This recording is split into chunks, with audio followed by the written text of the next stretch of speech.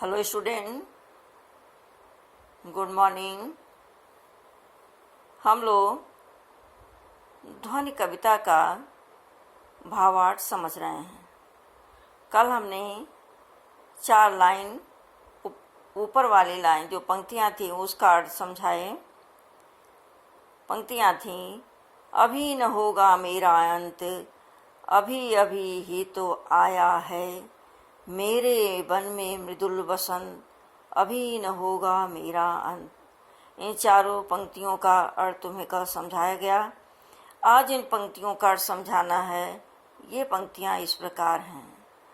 हरे हरे ये पात, डालियाँ कलियाँ कोमल गात, मैं ही अपना स्वप्न मृदुल कर, फेरूंगा निद्रित कलियों पर, जगह एक प्रत्युष मनोहर।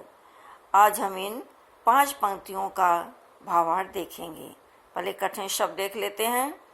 पात, पात का अर्थ है पत्ते।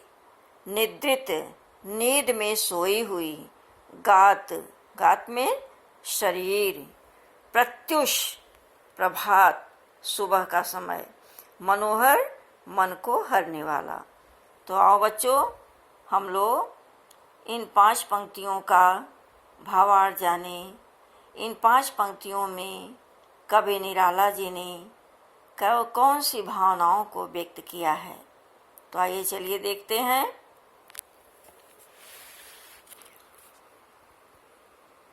कवि निराला प्रकृति में आई हुई बसंत ऋतु का मनोहारी वर्णन कर रहे हैं। ध्यान से समझना बच्चों।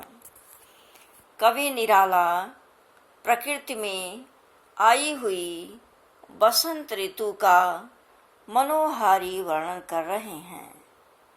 वे कहते हैं कि बसंत ऋतु के आने से पेड़ पौधों की डालियां हरे हरे पत्तों और कलियों से सुंदर लग रही हैं।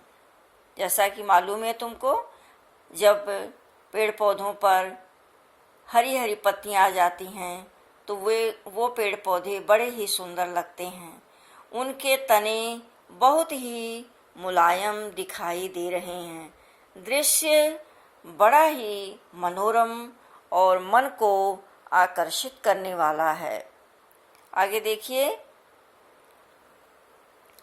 ऐसे सुंदर वातावरण में कवि ने देखा कि चारों तरफ बसंत ऋतु का आगमन हो चुका है।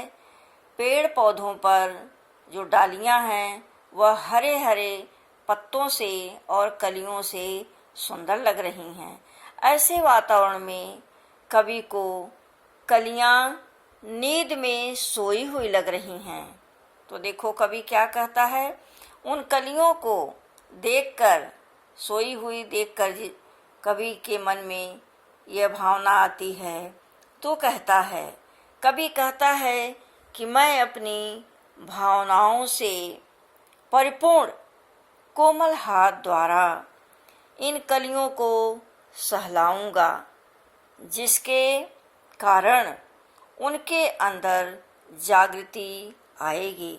सोई हुई कलियों को देखकर कवि ने कहा कि मैं अपनी कोमल भावनाओं द्वारा, जो मेरे मन में सुंदर भाव है, ऐसी भावनाओं से परिपूर्ण हाथ द्वारा इन कलियों को सहलाऊंगा, जिसके कारण उनके अंदर क्या आएगी, जागृति आएगी। वह जाग जाएंगी।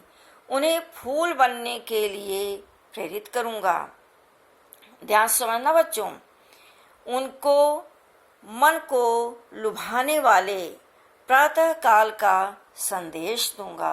यानी जब वो जागेंगी तो मैं उन्हें फूल बनने के लिए प्रेरित करूंगा और प्रातः काल जो समय है कि प्रातः काल होने वाला है उसका संदेश दूंगा। ये तो हुई इस पंक्तियों का सरल अर्थ। जो उनकी भावनाएं हैं वह बसंत के रूप में कवि की यह भावना है। लेकिन बच्चों, वास्तव में देखो कवि क्या कहना चाहता है। अपनी इन पंक्तियों के माध्यम से कवि हमें क्या संदेश देना चाहता है कि मैं क्या करना चाहता हूँ। आगे देखिए, कवि निराला जी कह रहे हैं कि मेरे मन में सुंदर और कोमल भावनाओं की जागृति हुई है, जिसके कारण मेरा मन करुणा, प्रेम, सहानुभूति, सहयोग और दया के भावों से परिपूर्ण हो गया है।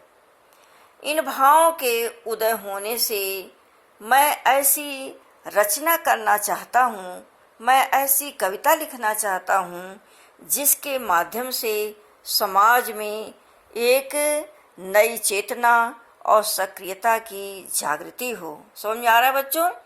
निराला जी ने कहा कि मेरे मन में कोमल भावनाओं की जागृति हुई है, जिसके कारण मेरा मन करुणा, प्रेम, सहानुभूति, दया, परोपकार से परिपूर्ण हो गया है और इन भावों से अभिभूत होकर मैं ऐसी रचना करना चाहता हूँ जिसके कारण, जिसको पढ़कर लोगों के अंदर नई चेतना और सक्रियता आए।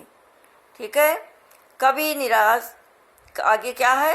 कवि निराशा और आलस्य में डूबे हुए युवा वर्ग को अपनी रचनाओं के द्वारा प्रेरित कर उत्साहित करना चाहता है। समझ में आ रहा बच्चों? कवि ऐसी रचना करना चाहता है जिससे उसको पढ़कर जो युवा वर्ग आलस्य में डूबा है, निष्क्रिय बना हुआ है, वह उत्साहित होकर अपना काम करे, जिससे वे लोग अपने कर्तव्यों के प्रति जागरूक होकर श्रेष्ठ कर्मों की ओर अग्रसर हों। समझ में आ रहा बच्चों? कवि का कितना सुंदर भाव है। आगे देखिए, कवि समाज को उन्नत की ओर ले जाने की इच्छा रखता है।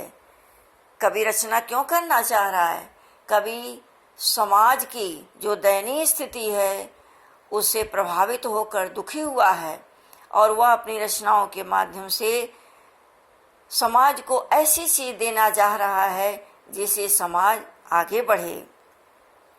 इसीलिए वह निष्क्रियता को दूर कर कर्मशीलता का संदेश दे रहा है। निष्क्रियता को दूर कर सक्रियता का संदेश दे रहा है। आगे देखिए, युवा वर्ग के प्रति कवि क्यों चिंतित है? क्योंकि युवा वर्ग समाज का आधार होता है। युवा वर्ग समाज का आधार होता है, इसलिए उनके मन में उत्साह, उमंग और जोश आदि भावों का होना अत्यंत अनिवार्य है। समझ में आया बच्चों?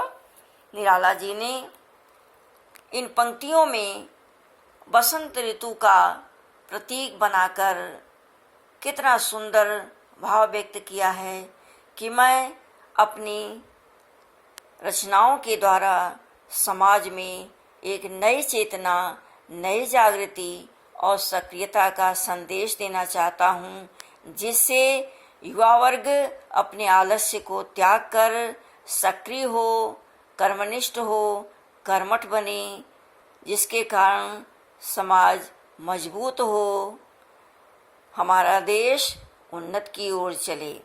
कल हम लोग जो बचा हुआ शेष भाग है कविता का, उस पर हम लोग प्रकाश डालेंगे।